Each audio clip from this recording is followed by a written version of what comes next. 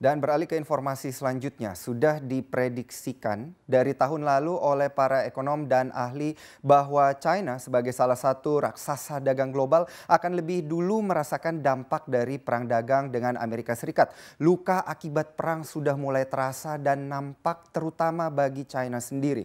Data perlambatan ekonomi di China yang dirilis pada Senin 21 Januari 2019 kemarin menunjukkan luka akibat hantaman yang cukup dalam dari perang dagang antara China dan Amerika Serikat. Kemudian bagaimana China mengobati luka dan mengatasi kondisi perang dagang saat ini?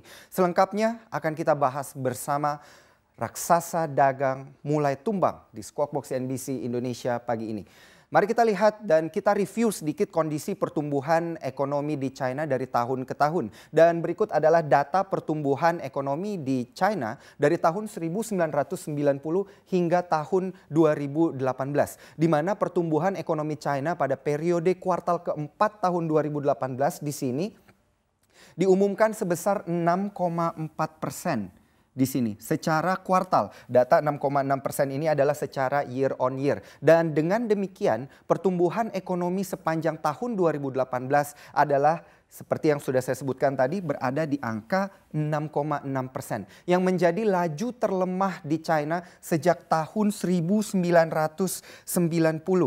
Di sini 6,6%.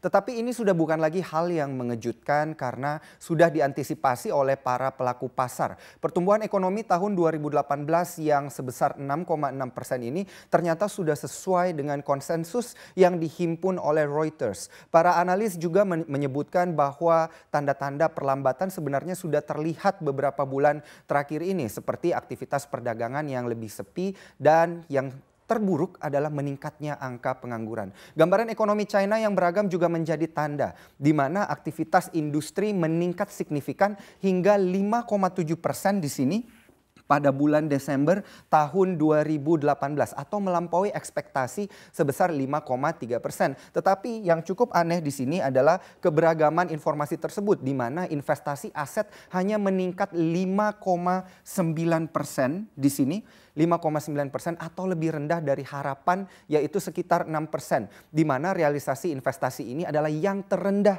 semenjak tahun 1996 silam. Di kurang lebih berada di area ini. Sedangkan laju retail hanya sebesar 8,2% atau mendekati posisi terendahnya dalam 15 tahun terakhir yaitu berada di sekitaran tahun 2003 di sini. Pada saat itu pertumbuhan ekonomi China berada di kisaran angka 10%. Dan selanjutnya tentu Anda sudah tidak asing ketika Anda mendengar bahwa akan ada damai dagang dan hal tersebut diperhitungkan juga berdasarkan skenario yang sudah disusun dan diperhitungkan oleh China dan perhitungan tersebut adalah sebagai berikut di mana inilah skenario perang dagang yang dibuat oleh China sendiri dari sudut pandang China di sini di mana ada 3 skenario yang dibuat oleh China. Yang pertama adalah apabila skenario berada pada garis batasnya saat ini yaitu hanya dijalankan lebih kecil dari 50%. Kemudian yang kedua perang dagang dijalankan secara penuh dan yang ketiga inilah yang menjadi pertimbangan di China saat ini bagaimana kalau kita damai dagang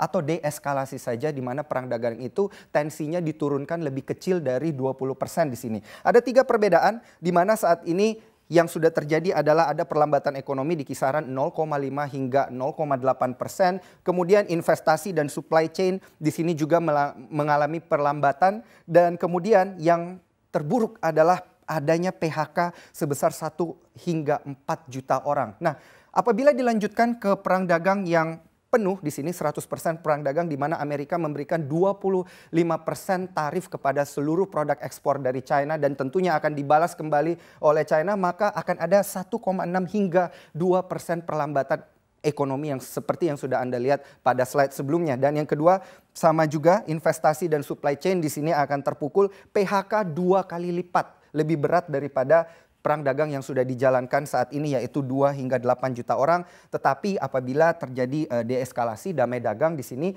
akan ada perlambatan juga tapi dengan jumlah yang cukup minim 0,3 hingga 0,5% pada perlambatan GDP. Kemudian untuk investasi di sini tidak ada PHK, hanya investasi yang dikatakan akan mengalami pelemahan hanya sebagai efek saja.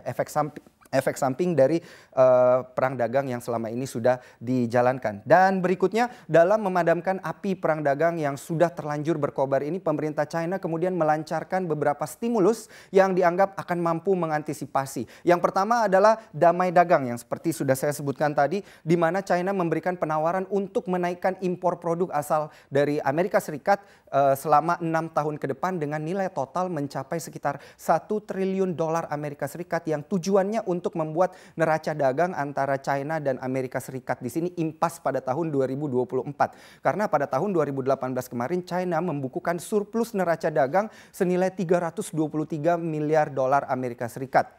Kemudian yang kedua yang perlu Anda perhatikan di sini adalah beberapa analis percaya bahwa China dapat memberlakukan pemotongan pajak dan biaya senilai 2 triliun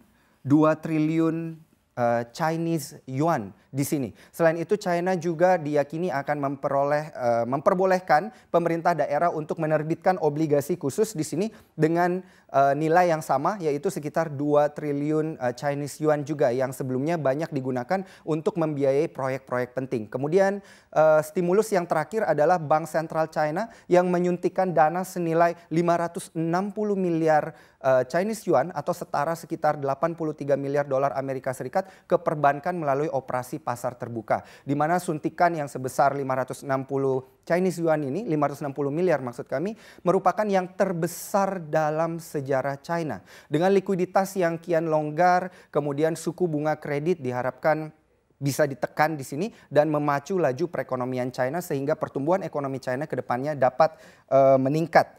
Kemudian yang terakhir, pertanyaan yang cukup menarik di sini yang perlu kita tanyakan adalah berapa besar dampak daripada perang dagang atau pelemahan pertumbuhan ekonomi China ini kepada Indonesia. Mari kita lihat datanya di sini, dimulai dari negara-negara yang ada di Asia, ada Malaysia, Korea, Thailand, Vietnam, China sendiri, Filipina dan Indonesia. Indonesia berada di urutan paling belakang, yaitu yang paling bisa kita bilang di sini yang paling terdampak minim dibandingkan dengan Malaysia yang apabila perang dagang dilanjutkan akan mengalami pelemahan atau perlambatan pertumbuhan ekonomi di sini sebesar 0,6% dan bahkan mungkin akan berada di atas angka tersebut. Indonesia sendiri berada di rentan yang cukup minim di sini apabila dilanjutkan akan berada di kisaran 0,1 hingga 0,2 dan apabila ada deeskalasi yang berwarna orange di sini maka akan ada pertumbuhan di sana sebesar 0,1 hingga 0,2%. Tetapi yang perlu diperhatikan di sini adalah defisit dagang antara Indonesia dan China.